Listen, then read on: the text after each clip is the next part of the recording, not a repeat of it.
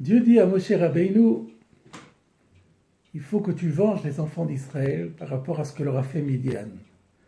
Midian les a incités à la débauche sexuelle et à l'idolâtrie, donc il faut leur faire la guerre.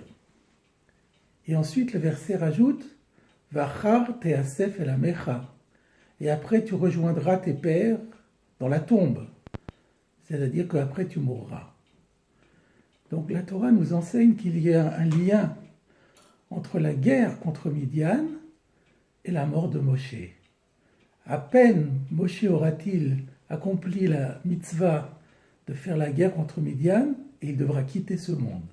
Rashi déjà le fait remarquer en disant, et malgré cela, sachant que ça allait entraîner sa mort, Moshe s'est empressé d'accomplir le commandement divin avec joie. Nous donnons une fois de plus illustration de ce qu'est la Messirut Nefesh, où on est prêt à sacrifier sa vie pour servir l'ordre de Dieu.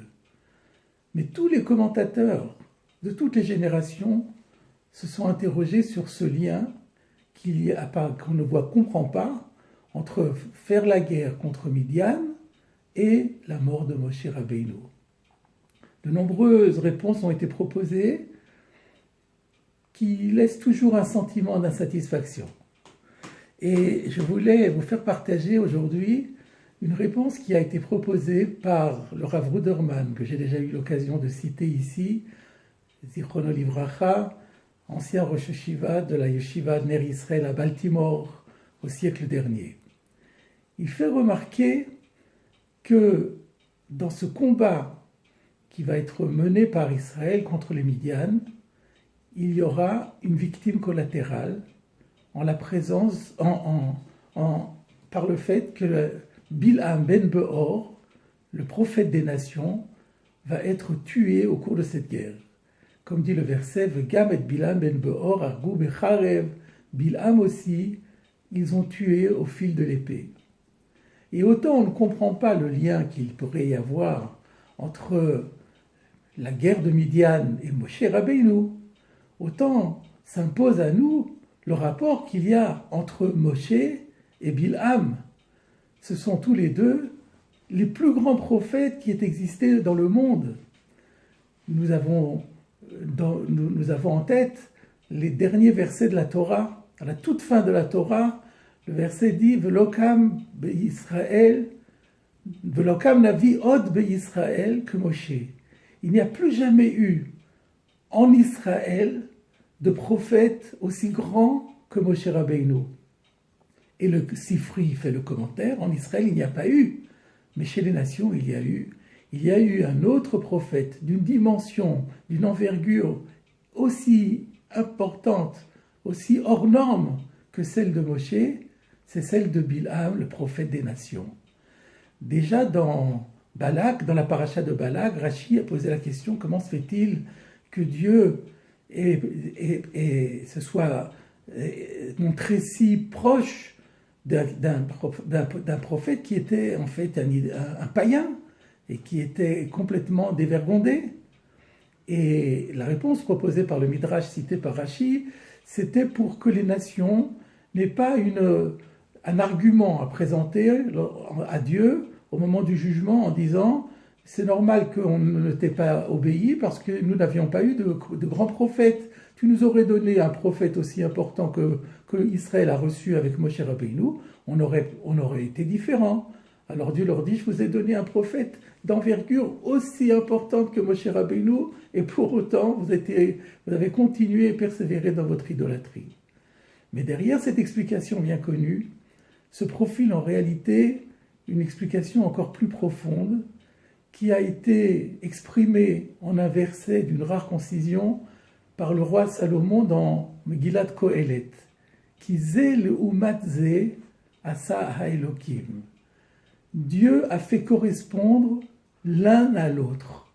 L'un à l'autre, il s'agit du bien et du mal. Il existe une correspondance absolue entre ce qui est dans le registre du bien et de la sainteté et ce qui est dans le registre du mal et de l'impiété et de l'impureté.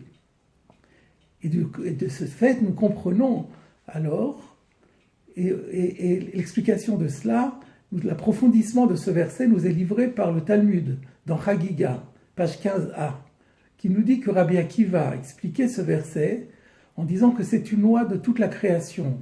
Dieu, dans la création, crée une chose et son contraire. Il crée les justes et il crée les impies. Il crée le paradis, il crée l'enfer. Il crée le ciel, il crée la terre, il crée l'esprit, il crée la matière. Ainsi, nous comprenons que c'est une loi universelle qui a été fondée par Dieu, instituée dans le fondement même de notre monde, qu'il faut qu'il y ait une correspondance, un pendant absolu, symétrique, entre le bien et le mal. Et dès lors, nous comprenons parfaitement ce que nous dit le verset. C'est que si Bilham est amené à disparaître au cours du combat que Israël va livrer contre Midian, cela signera l'arrêt de mort de Moshe Rabbeinu. Tant que Moshe Rabbeinu vit, Bilham vit. Si Bilham disparaît, Moshe doit disparaître. Une leçon analogue nous est exprimée également par le Gaon de Vilna dans son commentaire sur le Seder Olam, qui est un livre d'histoire mais qui a été écrit par des Tanaïm.